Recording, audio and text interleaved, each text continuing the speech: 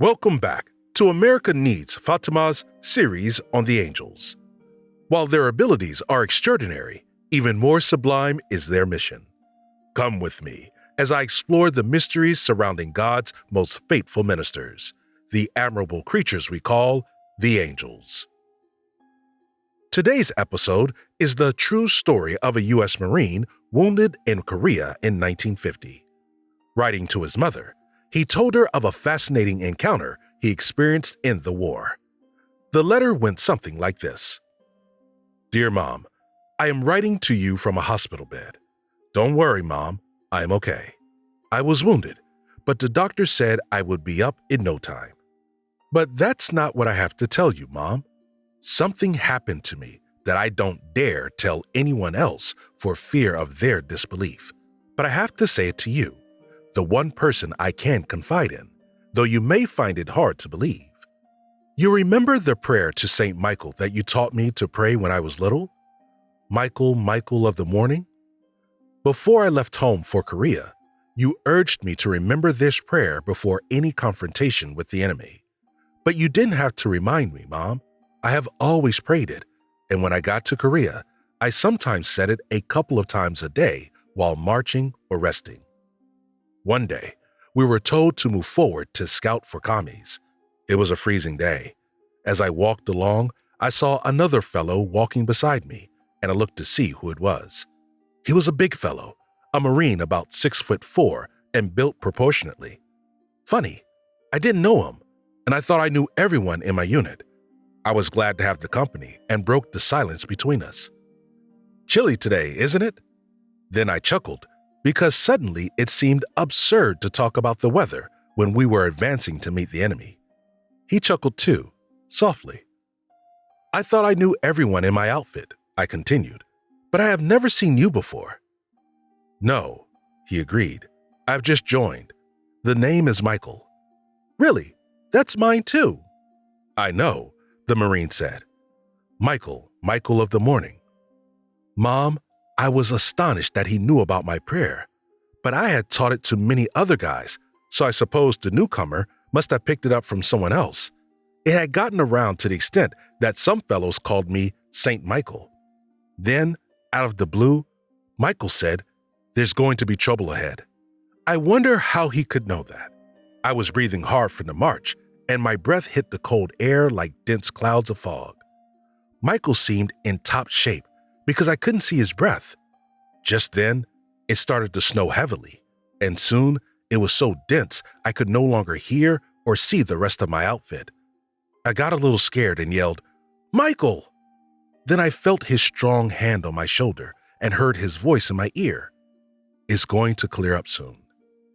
It did clear up suddenly, and then, just a short distance ahead of us, like so many dreadful realities, were 7 commies, looking rather comical in their funny hats. But nothing was funny about them now. Their guns were steady and pointed straight in our direction. "Down, Michael!" I yelled as I dove for cover. Even as I was hitting the ground, I looked up and saw Michael still standing, as if paralyzed by fear, or so I thought at the time. Bullets were spurting all over the place, and Mom, there was no way those commies could have missed at that short distance. I jumped up to pull him down, and then I was hit. The pain was like a hot fire in my chest, and as I fell, my head swooned, and I remembered thinking, I must be dying. Someone was laying me down. Strong arms were holding me and laying me gently on the snow. Through the daze, I opened my eyes, and the sun seemed to blaze in my eyes. Michael was standing still, with a terrible splendor in his face. Suddenly, he seemed to glow like the sun, the splendor increasing intensely around him like the wings of an angel. As I slipped into unconsciousness, I saw that Michael held the sword in his hand, and it flashed like a million lights. Isn't this incredible story of the Catholic faith fascinating? If only more true stories like these were being told. This is the exact reason why we feature stories like this so often in Crusade magazine. Crusade magazine is our full-color, fully Catholic magazine that we have been printing for over 35 years. we fill Crusade magazine with inspiring stories of the saints, spiritual guides, and wisdom from the Bible, and Catholic news and opinions on what's happening in the world around us.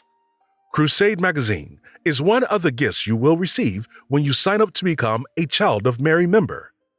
As soon as you sign up to become a Child of Mary, you will receive a subscription to Crusade magazine, a beautiful metal lapel pin featuring the image of the pilgrim statue of Our Lady, and your name and intentions will be sent immediately to a local priest who will offer a full Catholic Mass for you every morning, 365 days a year. We have special intention for our liturgy today, for our Mass. America needs Fatima's children of Mary. And especially we offer this divine liturgy for 𝗱𝗃 𝗂𝗃, for Matthew Long, for Mary Wyman, for Lisa Gibson. Click the link in the description below to sign up today. Okay, back to Michael's story. As I slipped into unconsciousness, I saw that Michael held a sword in his hand, and it flashed like a million lights. Later on, when I woke up, the rest of the guys came to see me with the sergeant. "How did you do it, son?" he asked me. "Where's Michael?" I asked in reply. "Michael who?" The sergeant seemed puzzled. "Michael, the big Marine walking with me, right up to the last moment. I saw him there as I fell." "Son," the sergeant said gravely, "you're the only Michael in my unit. I handpicked all you fellows, and there's only one Michael. You. And son, you weren't walking with anyone. I was watching you because you were too far from us, and I was worried. Now tell me, son," he repeated, "how did you do it?" It was the second time he asked me that, and I found it irritating. "How did I do what?" "How did you kill those 7 commies? There wasn't a single bullet fired from your rifle." "What?" "Come on, son. They were strewn all around you, each one killed by a sword stroke." And that, Mom, is the end of my story. It may have been the pain, the blazing sun, or the chilling cold. I don't know, Mom, but there is one thing I am sure about. It happened. Love your son, Michael.